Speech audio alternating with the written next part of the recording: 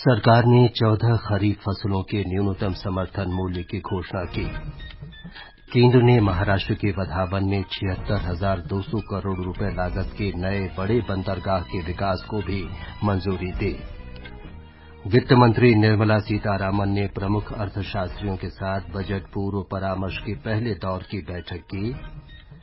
दिल्ली में भीषण गर्मी से 16 लोगों की मौत।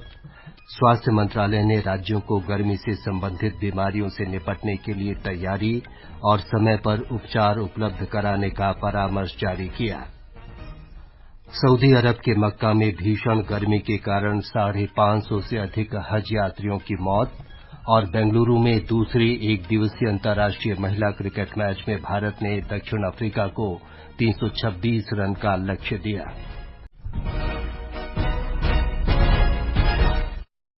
समाचार संध्या के साथ मैं विमलेंदु पांडे।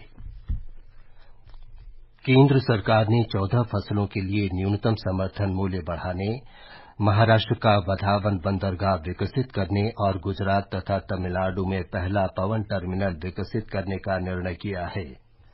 सरकार ने वाराणसी हवाई अड्डे के विकास और राष्ट्रीय फोरेंसिक अवसंरचना वृद्धि योजना के लिए भी फैसले किए हैं। नई दिल्ली में सूचना और प्रसारण मंत्री अश्विनी वैष्णव ने कहा कि सरकार ने मंत्रिमंडल की बैठक में 5 बड़े फैसले किए। उन्होंने कहा कि कैबिनेट ने 14 फसलों पर विपणन सत्र 2024-25 के लिए खरीफ फसलों के लिए न्यूनतम समर्थन मूल्य एमएसपी को मंजूरी दी है। उन्होंने कहा कि धान, कपास, बाजरा, दलहन, तिलहन के लिए न्यूनतम समर्थन मूल्य में उल्लेखनीय वृद्धि से किसानों को लाभ होगा।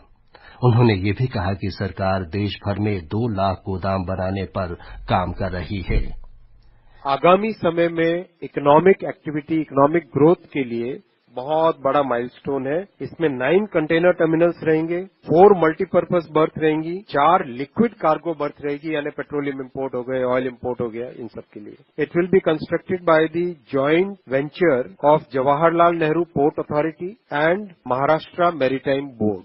इसका कंप्लीट कंस्ट्रक्शन 2 फेजेज में होगा। फेज 1 जो 2029 तक कंप्लीट होने का प्लान है। श्री वैष्णव ने बताया कि केंद्र सरकार ने महाराष्ट्र के वधावन में सभी मौसम के लिए उपयुक्त नए बड़े बंदरगाह विकसित करने का निर्णय किया है। उन्होंने कहा कि इस बंदरगाह को बनाने में 76,000 करोड़ रुपए से अधिक की लागत आएगी और पूरा होने के बाद ये दुनिया के शीर्ष 10 बंदरगाहों में से एक होगा।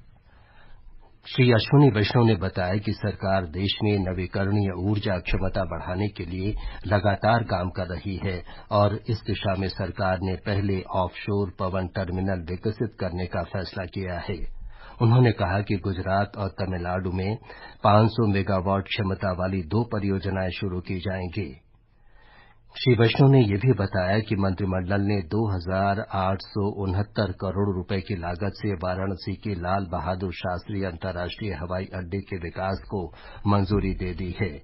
उन्होंने कहा कि कैबिनेट ने राष्ट्रीय फोरेंसिक बुनियादी ढांचा संवर्धन योजना को भी मंजूरी दे दी है। इसमें देश भर में राष्ट्रीय विधि विज्ञान विश्वविद्यालय और केंद्रीय विधि विज्ञान प्रयोगशालाओं के ऑफ कैंपस की स्थापना की जाएगी। ये समाचार आकाशवाणी से प्रसारित किए जा रहे हैं। ताजा समाचार जानने के लिए आप हमारे Twitter handle @AIR News Hindi को फॉलो कर सकते हैं। ये आकाशवाणी है। वित्त और कंपनी कार्य मंत्री निर्मला सीतारामन ने आम बजट से पहले आज नई दिल्ली में प्रमुख अर्थशास्त्रियों के साथ बजट पूर्व परामर्श के पहले दौर की बैठक की। इसमें वित्त राज्य मंत्री पंकज चौधरी, वित्त सचिव, राजस्व, वित्तीय सेवाओं और कंपनी कार्य विभागों के सचिव और मुख्य आर्थिक सलाहकार भी शामिल हुए। देश के कई हिस्से भीषण गर्मी की चपेट में हैं। स्वास्थ्य मंत्रालय ने राज्यों को गर्मी से संबंधित बीमारियों से निपटने की तैयारी और समय पर उपचार उपलब्ध कराने का परामर्श जारी किया है। इससे पहले स्वास्थ्य मंत्री जगत प्रकाश नड्डा ने आज गर्मी की स्थिति और केंद्र सरकार के अस्पतालों की तैयारियों की समीक्षा की। उन्होंने अस्पतालों में भीषण गर्मी की चपेट में आए रोगियों के उपचार के लिए विशेष इकाइयां खोले जाने का निर्देश दिया। इस बीच दिल्ली में पिछले कुछ दिनों में भीषण गर्मी से 16 लोगों की मौत हुई है। अस्पतालों में बड़ी संख्या में लू के मरीज भर्ती हैं। डॉक्टर राम मनोहर लोहिया अस्पताल में मेडिसिन के प्रोफेसर अजय चौहान ने आकाशवाणी समाचार से बातचीत करते हुए भीषण गर्मी से संबंधित बीमारियों से दूर रहने के लिए अनेक सावधानी बरतने पर जोर दिया।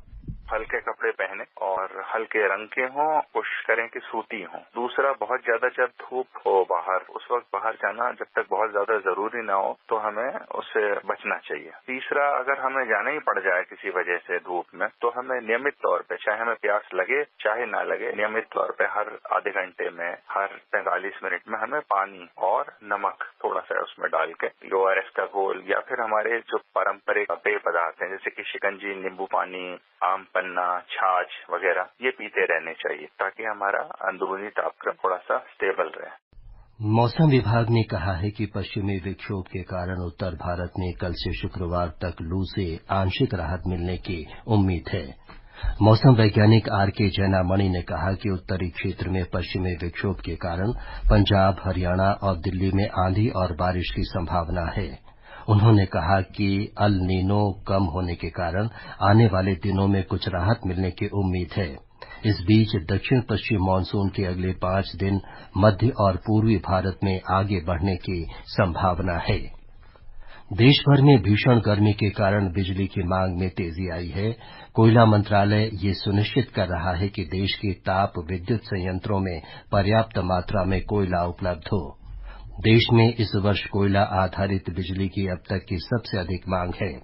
पिछले वर्ष की तुलना में बिजली की मांग में 7% से अधिक की वृद्धि हुई है। दिल्ली में जल संकट लगातार जारी है। राष्ट्रीय राजधानी में टैंकर से पानी के वितरण केन्द्रों पर लोगों की लंबी कतारें लगी हुई हैं। कई इलाके अब भी पानी की कमी से जूझ रहे हैं। इसके कारण दिल्ली में जगह जगह पर विरोध प्रदर्शन और राजनीतिक टकराव देखने को मिल रहा है। नई दिल्ली नगर पालिका परिषद क्षेत्र भी पानी की कमी से प्रभावित है। दिल्ली की एक अदालत ने आबकारी नीति से संबंधित धन शोधन के मामले में मुख्यमंत्री अरविंद केजरीवाल और एक अन्य आरोपी विनोद चौहान की न्यायिक हिरासत 3 जुलाई तक बढ़ा दी है। अरविंद केजरीवाल को प्रवर्तन निदेशालय ने 21 मार्च को गिरफ्तार किया था। इस मामले में मनीष सिसोदिया सहित 38 आरोपी हैं। कांग्रेस अध्यक्ष मल्लिकार्जुन खड़गे ने संसद भवन परिसर में प्रमुख नेताओं की प्रतिमाओं के स्थान बदलने पर सवाल उठाए हैं। उन्होंने मांग की कि महात्मा गांधी, डॉक्टर बाबा साहेब भीमराव आम्बेडकर और अन्य प्रमुख नेताओं की मूर्तियों को परिसर में उनके मूल स्थानों पर वापस लगाया जाना चाहिए। श्री खड़गे ने आज इस विषय में राज्यसभा के सभापति जगदीप धनखड़ को एक पत्र लिखा। लोकसभा सचिवालय ने पहले से ही प्रतिमाओं का स्थान बदलने के आरोपों का खंडन करते हुए कहा था कि इन प्रतिमाओं को संसद भवन परिसर से नहीं हटाया गया है। बीजू जनता दल अध्यक्ष और पूर्व मुख्यमंत्री नवीन पटनायक ओडिशा विधानसभा में विपक्ष के नेता रहेंगे। उन्हें आज भुवनेश्वर में पार्टी विधायक दल का नेता चुना गया। राज्य में 24 साल तक शासन करने वाले बीजू जनता दल हाल ही में विधानसभा चुनाव हार गया था। ये समाचार हमारी वेबसाइट newsonair.gov.in/hindi और हमारे mobile app news on AIR पर भी उपलब्ध हैं। समाचार संध्या में आपका फिर स्वागत है। प्रधानमंत्री नरेंद्र मोदी ने कहा है कि वर्ष 2047 तक भारत को विकसित बनाने में ज्ञान महत्वपूर्ण भूमिका निभा सकता है। बिहार के राजगीर में आज नालंदा विश्वविद्यालय के नवनिर्मित परिसर का उद्घाटन करते हुए श्री मोदी ने ये बात कही। उन्होंने कहा कि भारत अपनी शिक्षा और ज्ञान प्रणाली को मजबूत कर महाशक्ति का स्थान हासिल कर सकता है। प्रधानमंत्री कल जम्मू कश्मीर में 1,500 करोड़ रुपए से अधिक की 84 विकास परियोजनाओं का शिलान्यास और लोकार्पण करेंगे। श्री मोदी 2,000 से अधिक नवनियुक्त कर्मियों को नियुक्ति पत्र भी वितरित करेंगे। शुक्रवार को अंतर्राष्ट्रीय योग दिवस के अवसर पर श्री मोदी योग सत्र में भी शामिल होंगे। राष्ट्रपति द्रौपदी मुर्मू का कल जन्मदिन है। इस अवसर पर आकाशवाणी समाचार पूर्व केंद्रीय मंत्री स्मृति जुबिन ईरानी के साथ उनकी विशेष भेंटवार्ता का प्रसारण करेगा। इसका प्रसारण आकाशवाणी गोल्ड और सभी राष्ट्रीय नेटवर्क पर सुबह 8:45 से किया जाएगा। ये भेंटवार्ता आकाशवाणी के YouTube चैनल और अन्य मीडिया चैनल पर सुनी जा सकती है। भीषण गर्मी के कारण 550 से अधिक हज यात्रियों की मौत हो गई है। इसमें मिस्र के 320 और जॉर्डन के 60 जायरीन की मौत की पुष्टि हुई है। 50 डिग्री सेल्सियस से अधिक तापमान के बीच मृतकों की संख्या और बढ़ने की आशंका है। बेंगलुरू में महिला क्रिकेट में भारत ने दक्षिण अफ्रीका को दूसरे एक दिवसीय मैच में रोमांचक मुकाबले में 4 रन से हरा दिया है। भारत ने निर्धारित 50 ओवर में 3 विकेट पर 325 रन बनाए। जवाब में दक्षिण अफ्रीका की टीम 50 ओवर में 6 विकेट पर 321 रन ही बना पाई। कप्तान हरमनप्रीत कौर और उप कप्तान स्मृति मंधाना ने शानदार शतकीय पारी खेली। T20 क्रिकेट विश्व कप में सुपर 8 का पहला मुकाबला आज अमरीका और दक्षिण अफ्रीका के बीच खेला जा रहा है। ताजा समाचार मिलने तक दक्षिण अफ्रीका ने 12वें ओवर में 1 विकेट पर 117 रन बना लिए थे। भारत अपना पहला मैच कल अफगानिस्तान के साथ खेलेगा। अंत में मुख्य समाचार एक बार फिर। सरकार ने 14 खरीफ फसलों के न्यूनतम समर्थन मूल्य की घोषणा की। केंद्र ने महाराष्ट्र के वधावन में 76,200 करोड़ रुपए लागत के नए बड़े बंदरगाह के विकास को भी मंजूरी दी। वित्त मंत्री निर्मला सीतारामन ने प्रमुख अर्थशास्त्रियों के साथ बजट पूर्व परामर्श के पहले दौर की बैठक की। दिल्ली में भीषण गर्मी से 16 लोगों की मौत। स्वास्थ्य मंत्रालय ने राज्यों को गर्मी से संबंधित बीमारियों से निपटने के लिए तैयारी और समय पर उपचार उपलब्ध कराने का परामर्श जारी किया। इसके साथ ही समाचार संध्या का ये अंक समाप्त हुआ। नमस्कार।